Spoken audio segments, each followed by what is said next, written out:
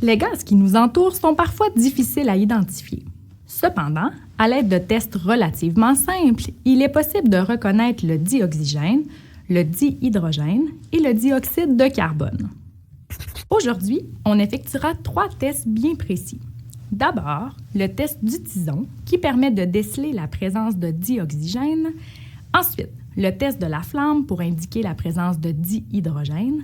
Et enfin, le test de l'eau de chaud pour déceler la présence de dioxyde de carbone. Tout d'abord, le test du tison permet d'identifier la présence de dioxygène, donc de O2. Pour y parvenir, le matériel nécessaire ici est une éprouvette contenant ce gaz avec un bouchon, un support à éprouvette, une éclisse de bois, des allumettes et des lunettes de sécurité.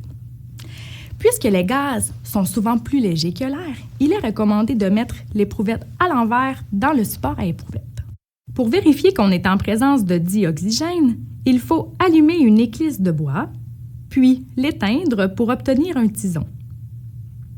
Ensuite, il faut ouvrir l'éprouvette et l'insérer rapidement pour éviter que le gaz s'échappe.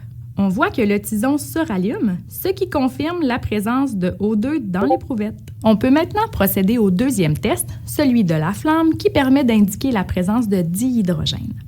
Pour le réaliser, on a besoin d'une éprouvette avec du H2 avec un bouchon, un support à éprouvette, une éclisse de bois, des allumettes et des lunettes de sécurité.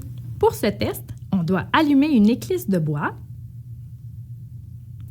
ouvrir l'éprouvette et l'insérer rapidement pour que la flamme soit en contact avec le gaz. Vous avez entendu une petite explosion? Il s'agit bel et bien de dihydrogène. Enfin, il reste le test de l'eau de chaud qui permet d'identifier la présence de dioxyde de carbone. Pour y parvenir, on a besoin d'une éprouvette remplie de ce gaz avec un bouchon, d'un support à éprouvette, d'un compte-gouttes, de l'eau de chaud et des lunettes de sécurité. Ici, il faut ouvrir l'éprouvette et verser rapidement le contenu d'un compte-gouttes d'eau de chaud. On remet ensuite le bouchon, on agite l'éprouvette et on observe ce qui se produit. Regardez, l'eau de chaud est devenue trouble et blanchâtre. C'est qu'il y a du dioxyde de carbone. Si l'eau de chaud était demeurée claire et transparente, on aurait été en présence d'un autre gaz. Voici un tableau qui résume les résultats des 3 tests. Pour le test du tison, s'il se rallume, c'est qu'il y a du dioxygène. Pour le test de la flamme, s'il y a une petite explosion, il y a plutôt du dihydrogène.